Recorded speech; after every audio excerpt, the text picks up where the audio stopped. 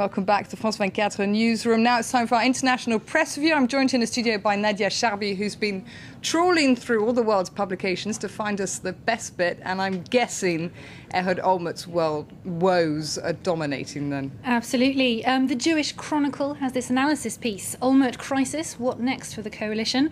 It looks at the possible aftermath of the Olmert crisis. It says the Daily, despite the Israeli Prime Minister's vast talent for political manoeuvring, Olmert cannot survive this fiasco.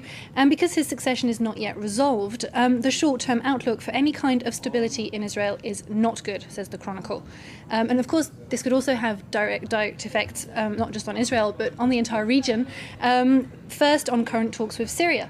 Haaretz has an article, Syrian talks hinge on Olmert troubles. It's pretty clear. Haaretz picks up on a piece by what it calls Syria's leading independent journalist, Ibrahim Hamidi, who wrote in Al Hayat that peace talks between Syria and Israel could resume next week if Prime Minister Ehud Olmert manages to overcome his domestic troubles. And then the Australian goes even further. It goes as far as to defend Olmert as the West's best hope of progress in the Middle East peace efforts. Corrupt or not, PM's leadership indispensable in push for Middle East peace, is the headline. According to the Australian Daily, far more is at stake than what it calls the Premier's tarnished reputation or his crumbling coalition government. On every front, Mr Olmert's leadership is indispensable, says the Daily.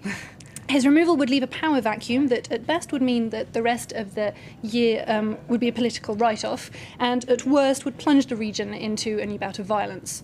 So really, okay. I'm sure that would make Ehud Olmert feel a lot better. He's got lots of fans reading the Australian. Okay, Nadia, what else have you got for us then? We're moving to India, where riots have broken out in an unexpected turn on the caste issue and affirmative action.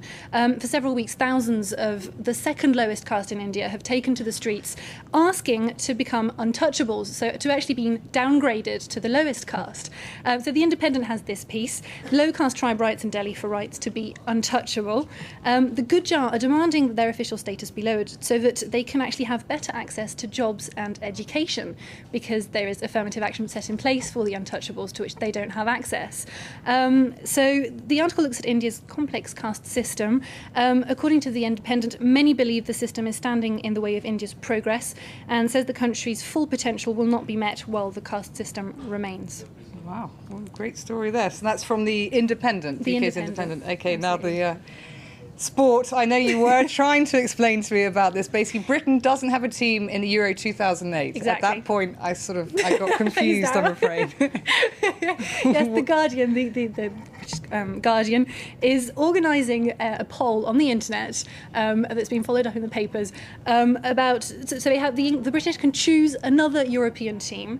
They have a choice of 4 teams, which don't include France, unsurprisingly.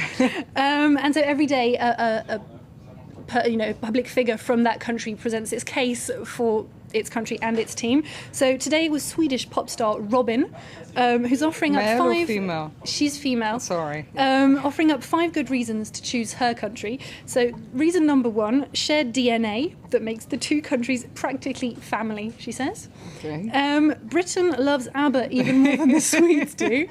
That's our second one. Third is team spirit.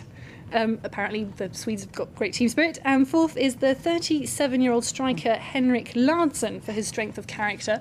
Don't ask me more about that. And then 5, it's the green option, says the pop star. Sweden is a world leader in fighting climate change, but I'm not sure her invitation to eccentric British ramblers to ramble across Sweden in exchange for support is going to make it. Okay, Nadia Charby, thank you very much for that. Interesting, of course, as you said, doesn't include France. Well, No. anyway, that wraps up our international press review. Thank you very much for watching. Do stay tuned here. More news coming up here very soon on France 24.